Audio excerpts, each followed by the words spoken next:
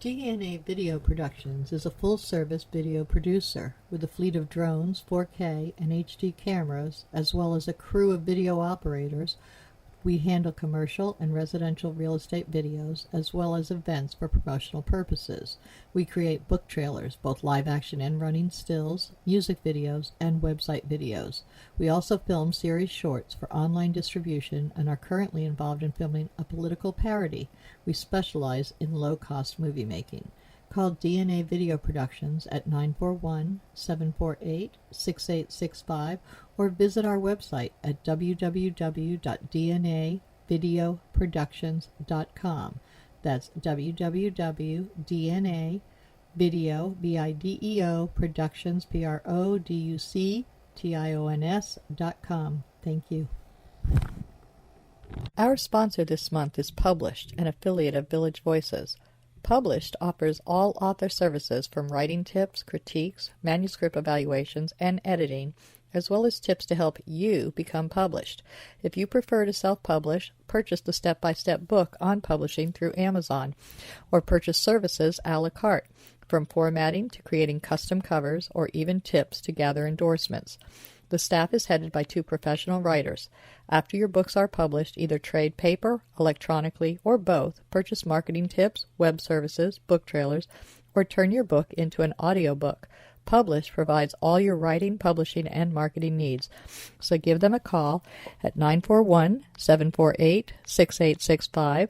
Contact them online at dgould497@aol.com or go to the website at www.publishedavillagevoices.webs.com.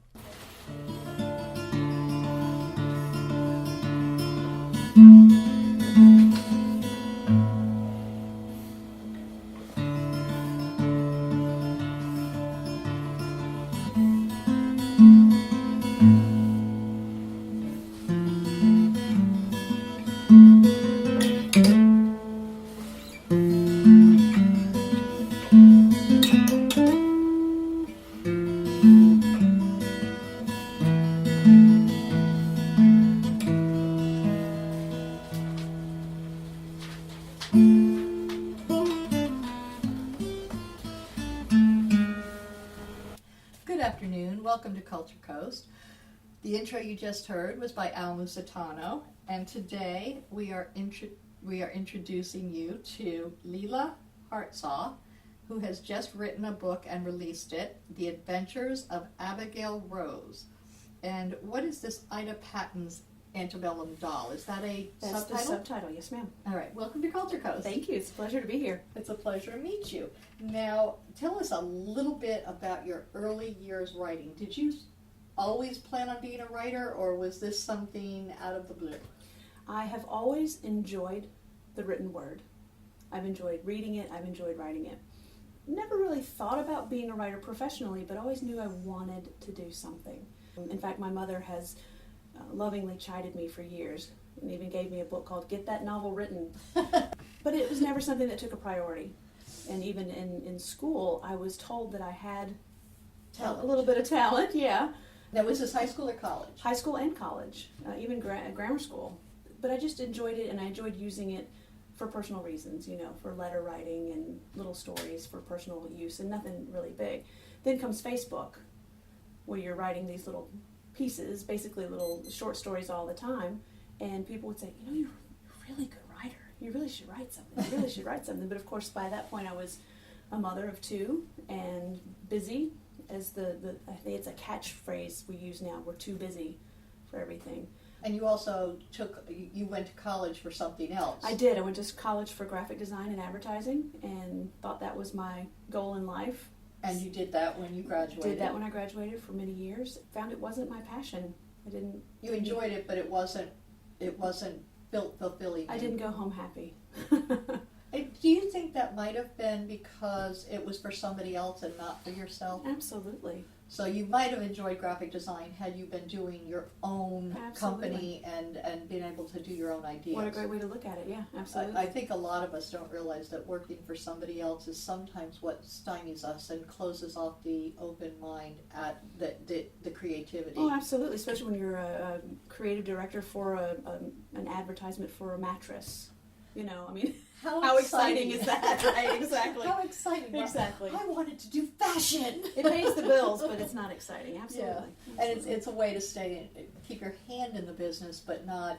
So what about designing book covers? Absolutely. Well, I designed the book that you're holding and had a lot of fun with that. And I love doing things for people, cards and posters and whatever people need. So I find that I have been able to keep that alive.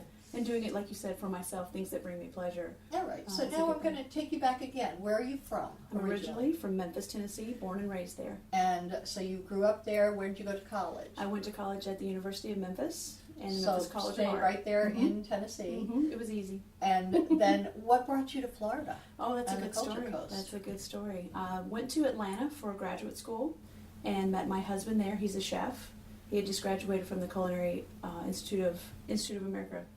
CIA. Okay, CIA. Sorry. Okay. We haven't talked about this in a while. Yeah, I graduated from the CIA, the Culinary Institute of America in Hyde Park, New York, and was working at a country club there in Atlanta, and we met, fell in love, and he got a job down here. I came kicking and screaming. There's no way you're taking me further south. It's too hot. We thought we'd be here 5 years. It's really not that hot. That is a misconception, and I tell my mother all the time in Memphis, during the summer, I'm like, Mom, it's cooler here than it is there. Because we have the ocean breezes. They have the Gulf breeze, exactly. And that Gulf breeze just cools us off, and people don't realize that takes away the humidity. Now, in the interior, I will take this back. In the interior of Florida, you go to Orlando, you are going to sweat. You're asking for it, absolutely. Absolutely. It is very hot and very humid, but on the coast, you're absolutely. not. So being here 5 years, we thought would be the max, and 18 years later, 2 kids later, we're still here, and we love it. We love it. I'm glad to hear that. So let's go back to writing. How did you decide to write this first book? This is your first. It is my first. The Adventures of Abigail Rose. I discovered that one of our local landmarks, the Patton House, which is built on the property of the Gamble Mansion, had been condemned. The state had, unfortunately, not been able to take care of it for whatever reason, and termite damage and water damage had made it unsafe for people to visit. So I remember going there a few years back, and we were allowed on the outside, but not only to look through the windows. We weren't allowed inside. It's horrible because it's such a great little Victorian home. Cottage. Anyway, we found out that they were going to condemn it. They were going to just tear it down. They were going to wash their hands of it, and it broke my heart. It really did. And I thought, well, I'm not a carpenter, so I can't go in and do the work, and I'm not sitting on a stockpile of money, so I can't single-handedly cover the restoration. What can I do? And I thought, well, you know what? Those buildings have a story to tell.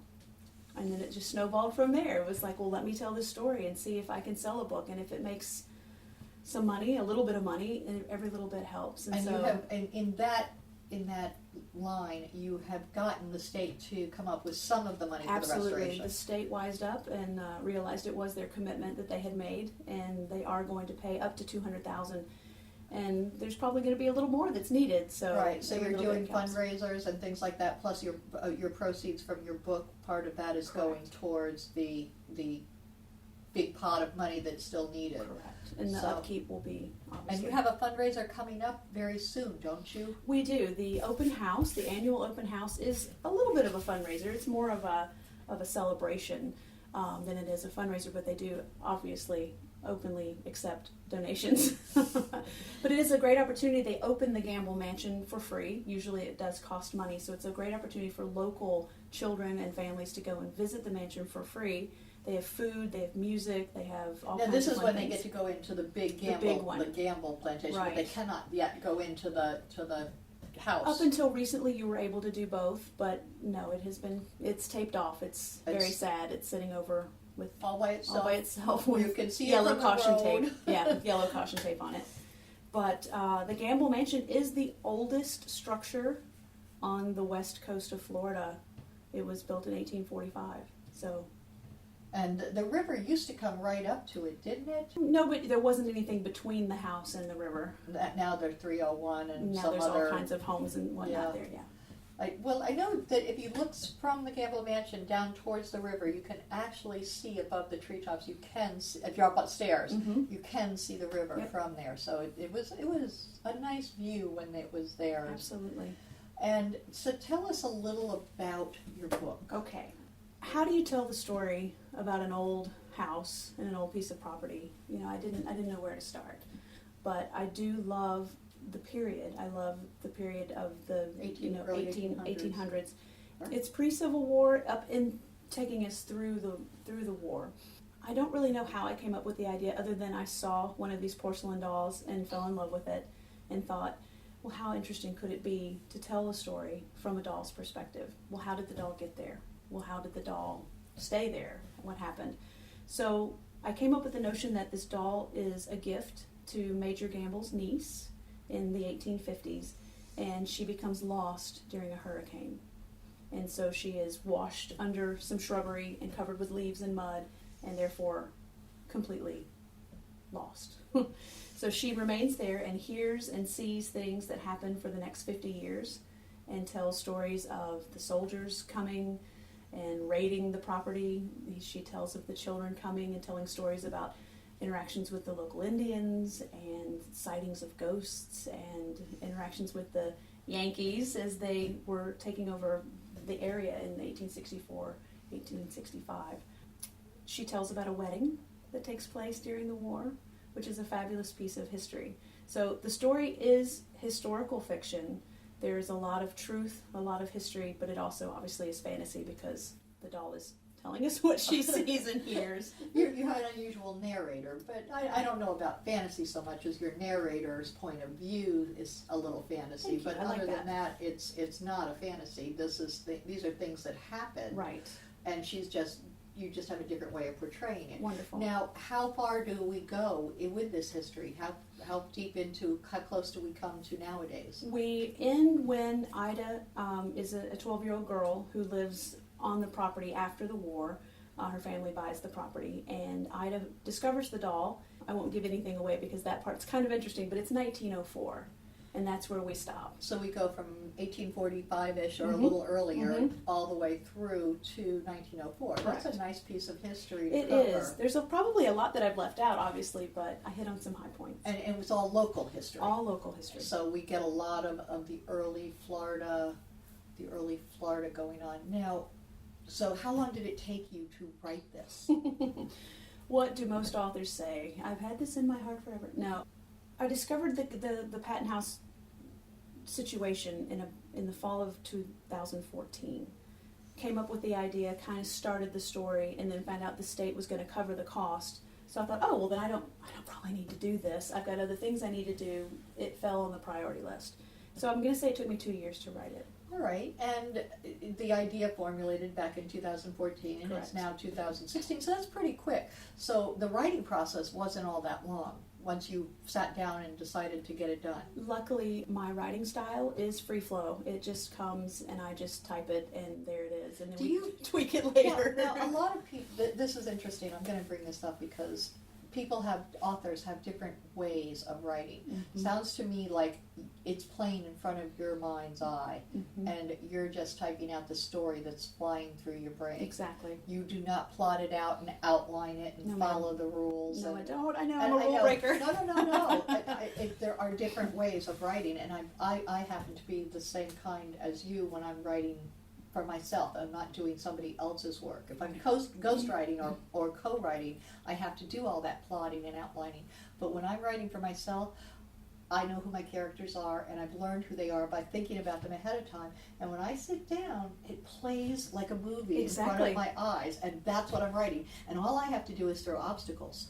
I'm thrilled to meet you. I'm thrilled to meet someone else who shares this. Throw those obstacles out there, and then you just let them play. And it's like almost like watching a movie. It really is. I love that process, and I really enjoyed writing that way. Yep.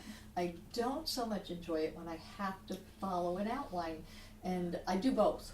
So I know which way I enjoy, and I think it shows in my writing that I enjoy it more because it's just it flows so much better, and I think that's from a lot of reading all through my life. I've read, and I know how it's supposed to sound, so it comes out that way. And I then like it. I have to go back and fill in some of the gaps because I was just, it played out in front of me and I didn't have a chance to say where we were, when we were, and tell you the background Details of anything. later, yeah. Yeah, the details have to come later. The listeners can't see my head nodding, but I'm nodding my head furiously as you're talking because it's exactly Yes. how I write. And I think that you're right. I think maybe that is what makes the readers more engaged. So this took you not too long to write. What about the editing process? Oh my goodness gracious.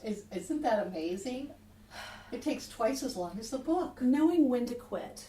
I think that's the hardest part, is knowing when to stop messing with it and let it be what it is. Because I think every time I pick it up, I think of a new way, a new angle to take it, a new addition, something fun, something great, something interesting. And then you have to leave it. You just have to finally just leave it alone.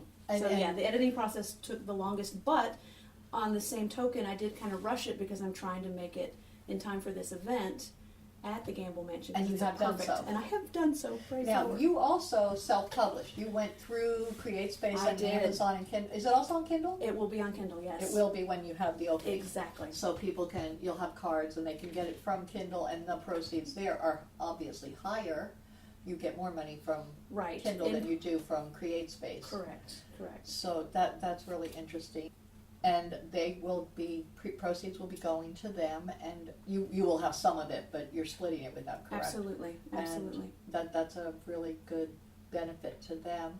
Now, will it be on sale in the store at the Gamble Plantation or in the future? We are certainly hoping so. I've been told that they don't have a choice. It wasn't me that said that. Someone close to the facility said that. But yes, my hope is to get it in that store for sure. Yeah. It only makes sense. And then other local museums and bookstores, absolutely. Yes. And in your shop, if you will have it. Oh, absolutely, we'll have you. And there's also a Bradenton Museum right here in the Village of the Arts as well on 12th Street, down towards the end. The Firestone Gallery has the smallest museum in the state, but it's for just Bradenton history. So well, then I want to meet them. I want to see if they'll accept it. I'd love to have it. I'm sure they will. But I mean, it belongs. It's history, and that's what theirs is all about. Great. So that'd be another great place for it. Now, how have you approached marketing your book?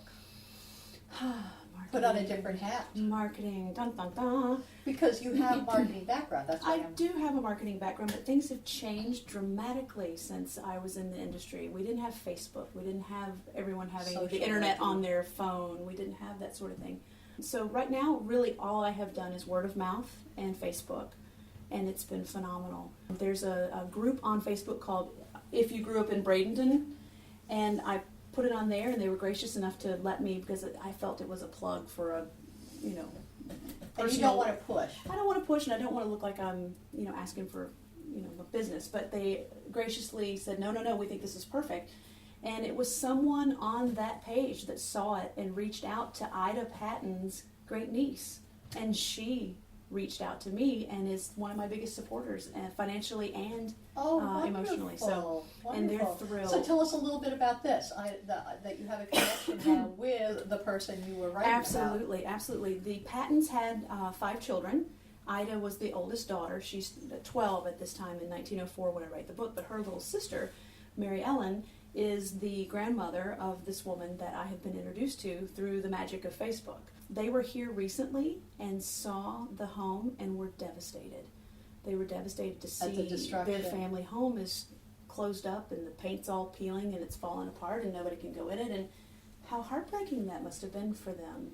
Right. And then within 24 hours she heard about my book. And she said, "This is serendipitous. This is amazing. I must reach out to this person." And it was just phenomenal. So now, where do they live now? She lives in Chicago, Illinois. Oh, so they moved back out of the state. Well, when she was 14, her mother did. She wasn't happy about it. She made a point to tell me that. She wasn't happy at 14 to go from Florida to Illinois. She's remained there and has a family. You get used to it. Sure. You accommodate. Sure. And Chicago's not a bad town from what I hear. From what I hear, it's cold and windy, and it's got its bad points, but it's also got its good points in the suburbs. I've heard great things about the suburbs. Absolutely, she's in the suburbs. So I'm just thrilled. I'm thrilled to know her. I'm thrilled to know that she approves. So what is the doll's name? The doll's name is Abigail Rose. So And that's why these are the adventures of Abigail Rose. Correct. And when she was found by Ida Patton, did she have to make her clothes and everything? I don't want to give away too much. Okay. But yes, I there would was think a her lot clothes. that needed to be done for poor Abigail Rose. Now, do they actually have a doll, a porcelain doll, in the Gamble plantation? I can't answer that honestly, but I have one, and that is her that you see there on the cover. She is a reproduction of this particular doll, which is called a Jenny Lind doll. She's named after Jenny Lind, the Swedish nightingale, the famous opera singer. Opera singer. Oh, opera singer. Okay. Opera singer from the 1850s. So, excuse me. So we do have the doll, and I will have the doll with us when we do the signings, and when I hopefully can get into schools and speak to classrooms. And, because in 4th grade, the children in Manatee County and Sarasota County do learn about Florida history. And so I thought it would be super fun. That would be a great, and it's so much, I think the children enjoy it so much more when it's not by rote out of a book where you have to get a bunch of facts. This is the way history should be taught, is through stories, because then we love it. I don't know why, but I love history. Absolutely. Well, you should. It's fascinating. I do, and I always have, and I studied it even in high school, and I know people that are like, oh, history is boring, it's nothing but facts and figures, and who cares, and it doesn't matter. And I'm like, it so matters. It matters so much so that we don't repeat the same mistakes, so that we can learn and make sure we don't repeat those things, or when they're good, that we do repeat them. Why didn't we continue that road? What veered us off? Why did Rome fall? Right. Why did England rise? Why did Germany rise? Right. What happened to create these events that a whole population became basically evil and allowed these things around them to happen? How? Why? Why did we wipe out the Indians? And it wasn't just because of disease. I mean, we really we socked it to them. We did. And yet here in Florida, the Seminoles never signed a treaty, which I thought was amazing. Mm-hmm. There's no treaty between the Seminoles and the U.S. government. They never signed. They wouldn't have any part of it. No, they didn't want to give up. Absolutely. Work tongue. Work tongue. We're not signing nothing. Yeah, I don't blame them. But one of the things I say to people a lot of times is, don't you call your mom for advice? That's history. You're asking your mom or your dad or your aunt or your uncle or somebody that's older than you. Right. You're asking them for their perspective on what they've lived through. And memoirs are slices of history if we read them. So for people who like memoirs, you are reading history. But it's in a way, it's given to us in a way that brings it to life. If they're good writers. Right. That's important too. If you can trudge through it. There's some really boring memoirs out there. But that's our foundation. They may have lived wonderful lives that were really exciting when they told people about them, but they didn't get that. Exactly. So memoir writing is really, you have to really slice it, and get to the core and make it really the excitement part of it. So I know some that are excellent at it, and others are just, they blew it. Yeah. And I hate it when they blow it, because they make, if people only read those kind of memoirs, they tend not to pick up another one. Yeah, it's like I read one or two, and it's like, oh, this is terrible. And if I was not in writing, I would not have gone further and read some that were just fascinating. Right. And I love history, and reading about it in stories brings it to life rather than, oh, I have to memorize the War of 1812. When was it? That just cracks me up. But so many kids get that wrong. Yeah. Really? Yeah.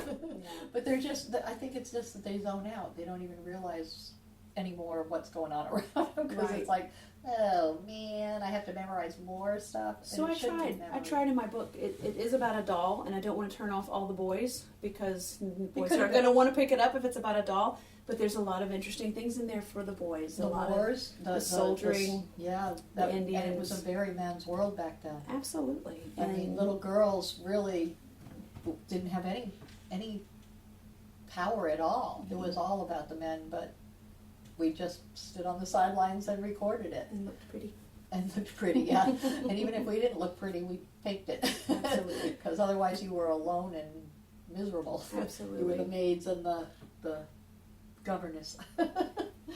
It was a terrible way. All right, now, so where do you plan on going from here? Do you plan on writing anything else? I do, actually. Isn't that sad? A glutton for punishment. No, it's not sad. It means that you did enjoy the process. I enjoyed the process tremendously, and found that people that I shared it with genuinely seemed interested and wanted to know more. So that tells me there's people out there willing to read it, so why not? So and a market for this is basically geared toward mid-teens and preteens, mid-teens, and then you say 8 to 80. yeah, Because it's interesting for everybody. The third and fourth graders who are learning about history, absolutely, and then their grandparents will enjoy it, I hope, and Seeing everybody things. in between. Yeah, I see that. So yours is it's at a reading level that the younger people can understand it, but it's also entrancing enough that everybody should enjoy I it. certainly hope so. And it's not written just for children. Absolutely, It's I tried very hard. It's hard to focus on keeping it young on a third grade level. Yeah, I found that young level. Now, is that where you plan to continue writing, and do you plan to continue in the historical genre, or are you ready to spread your wings into another direction? Well, I have another story that I need to tell, and that's of Dr. W.D. Sugg. I am somehow fallen. I have fallen into and I am enamored with what he did for this area and what he made possible for us. And the more I got to know, the more in love with him I became. And it's my goal to start a foundation in his honor and offer scholarships to students and carry on his legacy, because I'm afraid he's being forgotten. He had no children of his own. So He does have a school named after he him. has a school named after him, but nobody wants to send their kids there because it's not rated as a high school, and it's sad because his name should not be associated with anything but subpar. Yeah. Yeah. All right. So my goal is, and this is, you'll maybe find this interesting, the Patton family. My next book will be the continuation of Abigail Rose's adventure into the 20th century, and that's Dr. cool. Sugg, when he moved here in 1930, actually lived with Dr. Leffingwell, who married one of the Patton girls. Nice. So there's a little full circle in there somewhere. There is, and I like that. And I like that it'll be a continuation of the adventures Absolutely. of Abigail Rose, and now it'll be another century. So that's really cool. And I have been given the gift of the Patton family's history. Now I've connected to the family. They're willing to tell me what this happened. is so and they have cool. letters, they have articles, they have all kinds of resources for us. This is very, very together. cool. So, And I am very glad to have met you, and likewise. I hope we see a whole lot more of you. And I do expect to carry your book here in our store Marvelous. as soon as you're out and about. And so they can find your book for sale on Amazon. Where else? At the present time, only Amazon. I haven't branched out any further. Maybe you can help me with that. But for now, it will be in the museum at the Gamble Plantation, Correct. and Correct. it will be here in Village Voices. Correct. And you will slowly reach out to the whole area, other museums. Absolutely. Anybody will have me. Well, these kind of historical books are often kept in bookshops and stuff locally because there's a good cause for it. People want to read about this kind of stuff. So That's it was my very hope. nice having you on the show. Thank If you. they want to get you, they can get you on Facebook. What under? The Adventures of Abigail Rose. So if they put in The Adventures of Abigail Rose, they can find the book and Absolutely. then backtrack to you. Absolutely. So thank you so much for being on our show. Thank you. It's been a pleasure. Nightmares. Frightful visions during the night, causing terror and loss of sleep. Daymares. Frightful visions during the day, causing fear and paranoia. Gothmares. Gothic visions that can happen anytime, causing horror and disgust. But sometimes they offer answers. Read Gothmares if you dare.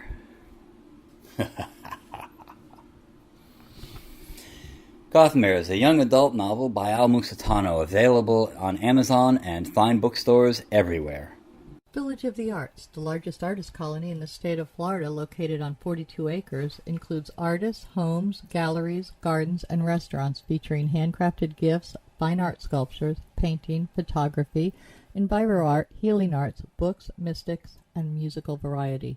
A few of the galleries are unique in their offerings.